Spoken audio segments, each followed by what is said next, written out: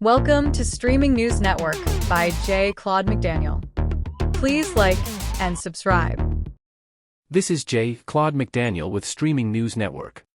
Federal investigators have raided the office of one of Virginia's most powerful lawmakers as part of what reports describe as a major corruption investigation. Agents with the Federal Bureau of Investigation executed court-authorized search warrants Wednesday at the Portsmouth office of Virginia State Senator Louise Lucas, as well as a neighboring cannabis dispensary she reportedly co-owns. Portsmouth is located roughly 20 miles west of Virginia Beach. News cameras captured the 82-year-old senator arriving at the scene while agents continued searching the property. Lucas later told reporters she did not know the reason behind the raid. In a brief statement, the Federal Bureau of Investigation confirmed it was conducting a court-authorized search in Portsmouth and said there is no threat to public safety. Officials added that the investigation remains ongoing and that no additional information is being released at this time. Lucas currently serves as president pro tempore of the Virginia Senate, making her the chamber's highest-ranking member. She is also known for helping author Virginia's marijuana legalization law and for her outspoken presence on social media. The longtime lawmaker has had a historic political career, becoming Portsmouth's first black councilwoman in 1984 and later the first woman and first African American to preside over Virginia's state Senate. This is Streaming News Network. Oil giant ExxonMobil is preparing to officially end its 144-year legal ties to New Jersey by moving its corporate domicile to Texas. The company's board is asking shareholders to approve the move during its 2026 annual meeting in May. Although ExxonMobil relocated major operations to Texas decades ago and moved its headquarters to Spring, Texas in 2023, the corporation legally remained based in New Jersey until now. Company leaders say the change is designed to improve operational efficiency and take advantage of what they describe as a more business-friendly environment in Texas. Chief Executive Officer Darren Woods praised Texas for creating policies and regulations that support corporate growth and shareholder value. ExxonMobil also pointed to Texas business laws and the state's specialized Texas Business Court, which handles complex corporate disputes. The company says Texas offers clearer legal standards and fewer risks of costly shareholder litigation. The move reflects where the company already operates. Roughly 75% of ExxonMobil's United States workforce and about 30% of its global workforce are based in Texas. The company says its board has not held a meeting in New Jersey in more than 40 years. The transition is not expected to affect daily operations, management, or employee locations. Instead, analysts say it formalizes what has already been true for decades. ExxonMobil has effectively operated as a Texas company since 1989. This is Streaming News Network. Authorities in Columbus say a wrong-way crash involving a stolen vehicle has left a young prosecutor dead and 3 others critically injured. Police say 32-year-old Caitlin Spar, a prosecutor with the Columbus City Attorney's Office, was killed Monday night when the stolen car collided with another vehicle on State Route 315 around 10:15 p.m. Spar was riding as a passenger at the time of the crash. Investigators say both drivers survived but suffered critical injuries, along with another passenger involved in the collision. All 3 were transported to nearby hospitals for treatment. According to police, the incident began earlier that evening when a woman reportedly picked up 30-year-old Xiaoka Fan in the Clintonville area after Fan asked for help. The driver later told investigators she took Fan to Riverside Hospital, where Fan allegedly threatened her with a rock.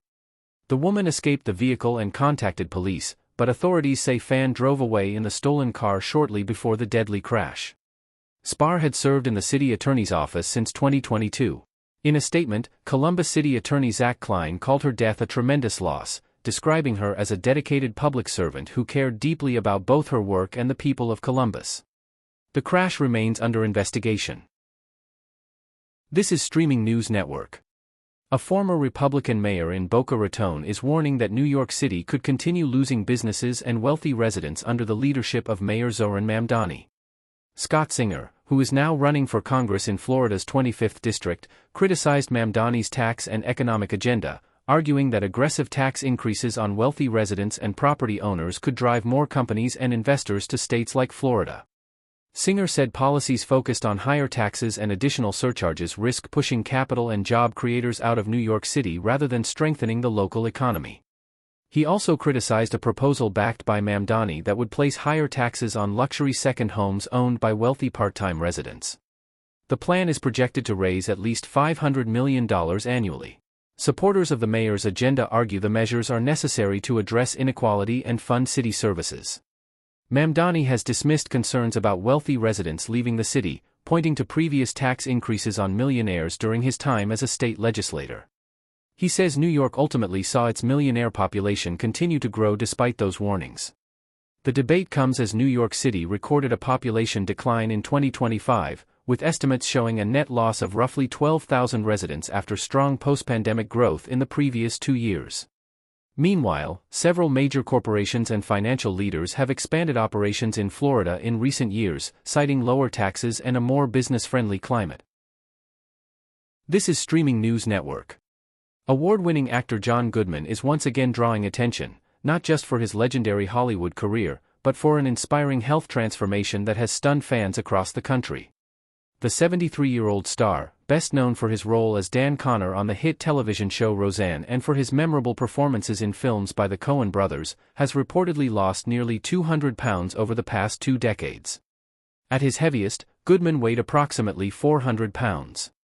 Fans are now comparing the actor's current appearance to resurfaced photographs from his high school years, saying he looks more like his teenage self today than he did later in life. Goodman recently appeared on television reflecting on a return visit to Missouri State University, where he once studied. During the interview, he spoke warmly about revisiting the Springfield campus and reconnecting with his roots. He was also surprised by a former teacher who shared a video message recalling that she always believed he was destined for success. A vintage high school photo shown during the segment featured a young Goodman wearing thick-rimmed glasses, side-swept hair, and the familiar smile audiences have known for decades. Goodman has described his weight loss journey as gradual and disciplined, saying the major turning point came in 2007 when he decided to make lasting lifestyle changes. This is Streaming News Network. New questions are emerging surrounding a recently unsealed note allegedly connected to disgraced financier Jeffrey Epstein and his reported suicide attempt in 2019.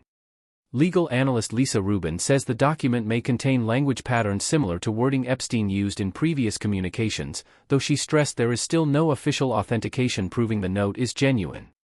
According to Rubin, the note was reportedly discovered by Epstein's former cellmate, Nicholas Tartaglione, after Epstein's alleged suicide attempt in July of 2019.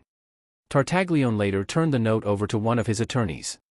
Rubin explained that the document became part of Tartaglione's criminal case after disputes arose involving possible conflicts of interest among his legal team. The filing remained sealed until this week. After reviewing the contents, Rubin noted that some phrases in the alleged note closely resemble wording Epstein had previously used in emails to family and friends. She also pointed to similarities with a separate note reportedly found in Epstein's jail cell years ago, including the repeated use of certain capitalized phrases and punctuation styles. Despite those similarities, Rubin emphasized there is currently no forensic confirmation that Epstein actually wrote the document.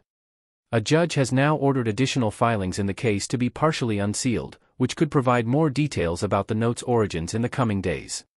Jeffrey Epstein died in federal custody in August of 2019 while awaiting trial on sex trafficking charges. His death was officially ruled a suicide. This is Streaming News Network. The United States Department of Justice has launched an investigation into Steve Descano over allegations that his office may have improperly considered immigration status when handling criminal cases in Fairfax County.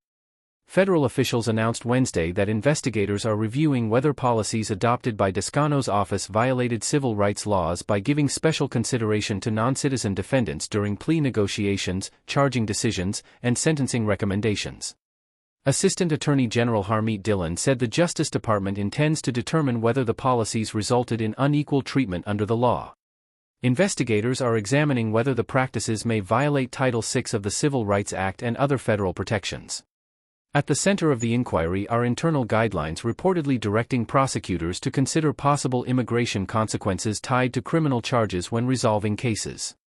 Critics argue the policy could create unequal outcomes between citizens and non-citizens charged with similar crimes.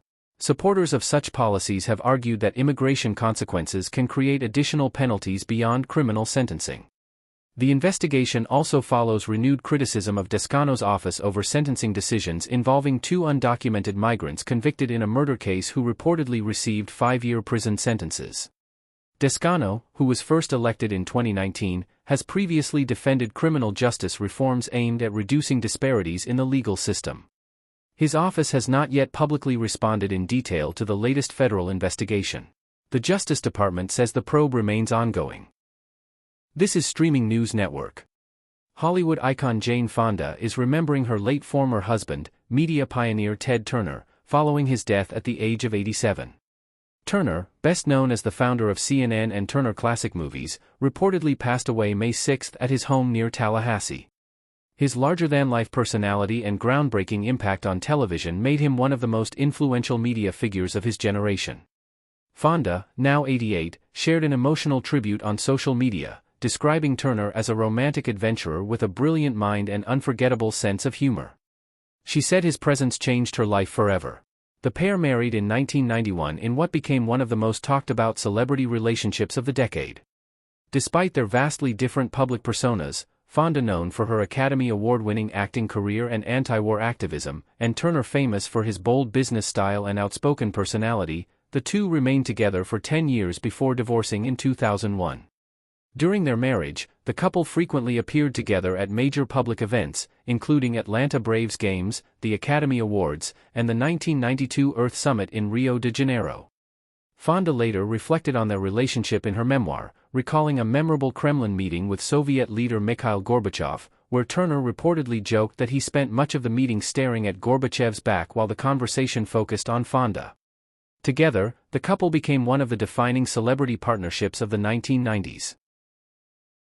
Legendary Welsh singer Bonnie Tyler is recovering in a hospital in Portugal after undergoing emergency intestinal surgery and being placed in a medically induced coma, according to statements released by her management team. Tyler, best known for chart-topping hits including Total Eclipse of the Heart, Holding Out for a Hero, and It's a Heartache, was reportedly hospitalized in Faro, Portugal, where she owns a home. Representatives say the surgery was successful and that the induced coma is intended to assist in her recovery. In a statement, Tyler's manager asked fans to respect the singer's privacy while doctors continue monitoring her condition.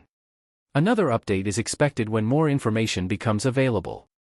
The 74-year-old performer was reportedly first admitted to the hospital on April 30.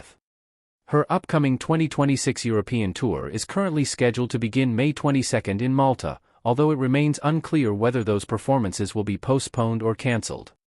Just weeks before her hospitalization, Tyler spoke positively about her health during an interview, saying she was still enjoying performing live with her band. She also revealed she had previously dealt with knee issues that forced her to reschedule concerts in 2025, but said recent medical procedures had been successful. Tyler rose to international fame in the late 1970s before achieving global superstardom with her 1983 album Faster Than the Speed of Night. Her powerful voice and dramatic ballads helped make her one of the defining music stars of the 1980s. This has been a report by Claude McDaniel of Streaming News Network. Thank you for listening to Streaming News Network videos and shorts. Please like and subscribe to our news channel.